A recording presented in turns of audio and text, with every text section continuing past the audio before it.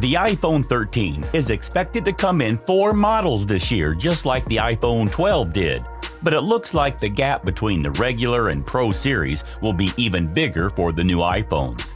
Based on the rumors, the 5.4-inch iPhone 13 mini, 6.1-inch iPhone 13, 6.1-inch iPhone 13 Pro, and 6.7-inch iPhone 13 Pro Max should have plenty in common, from the A15 Bionic processor to faster 5G and a smaller notch. However, the Pro series should truly be on another level this year.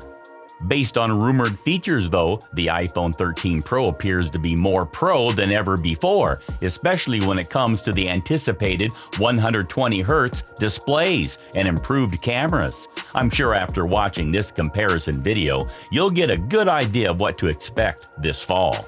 Before we begin, I would love to know from which country you guys are watching our today's video from. I love reading your comments. Prices and storage.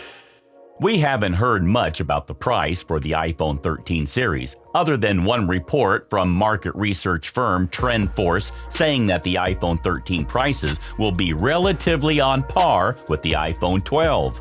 If this is the case, you can expect the iPhone 13 mini to start at $699, the iPhone 13 at $799, the iPhone 13 Pro at $999, and the iPhone 13 Pro Max at $1,099. Design and colors. The good news is that all 4 new iPhone 13 models are reportedly getting smaller notches, which means you'll get a little more screen real estate. Apple is said to be moving the speaker and perhaps shrinking some of the tech that makes Face ID possible to make this happen. Based on alleged dummy units, the iPhone 13 and iPhone 13 mini will allegedly both feature nearly identical measurements to their predecessors, with the only other major design change expected to be a diagonal camera arrangement on the back. Otherwise, the buttons have been shifted down somewhat according to the dummy unit leaks, and the SIM card tray is further down.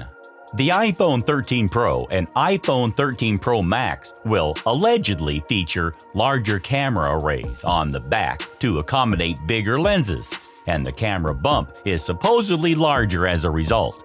Both iPhone 13 Pro models may be thicker than the iPhone 12 Pros as well. In terms of iPhone 13 colors, there have been rumors that Apple was looking at a possible pink iPhone 13, while the iPhone 13 Pro and Pro Max could be coming in a matte black and perhaps bronze.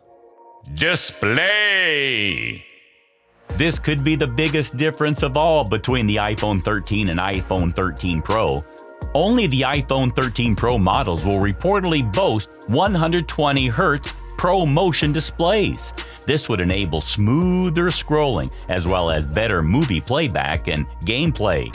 The regular iPhone 13 models are expected to feature 60Hz displays, so the same refresh rate as the iPhone 12 series. In addition, we've heard that Apple may offer an always-on display more for the iPhone 13 Pro series, which would let you look at the time and notifications without using as much power.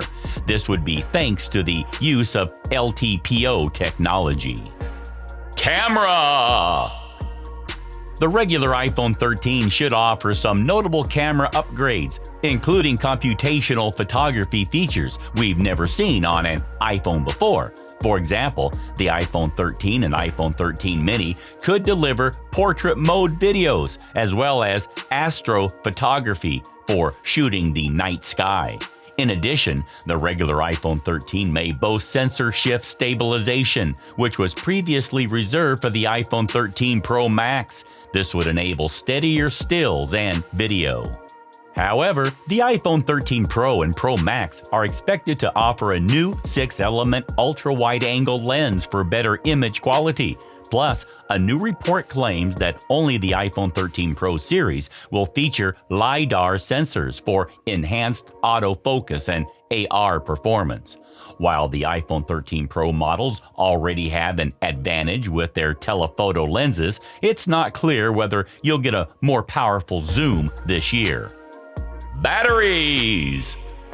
According to one leaker, all 4 iPhone 13 models will be getting larger batteries, but the iPhone 13 Pro Max will have the largest of the bunch at 4,352 mAh. The 6.1-inch iPhone 13 and iPhone 13 Pro are tipped to get 3,095 mAh batteries, while the smallest iPhone 13 mini would get a 2,406 mAh pack.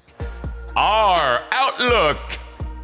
Our recommendation for the past couple of years has been the standard iPhone 11 and iPhone 12.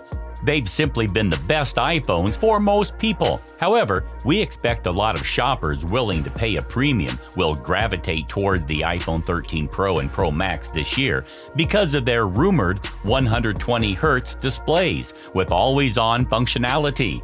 It does make a big difference in everyday usability.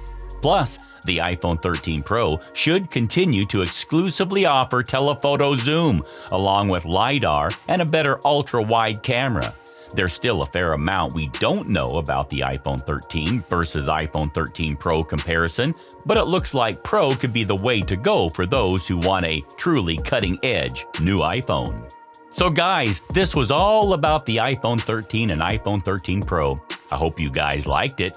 If you really did, then smash that like button. And don't forget to subscribe to our gadgets-friendly channel, Gadgets Times.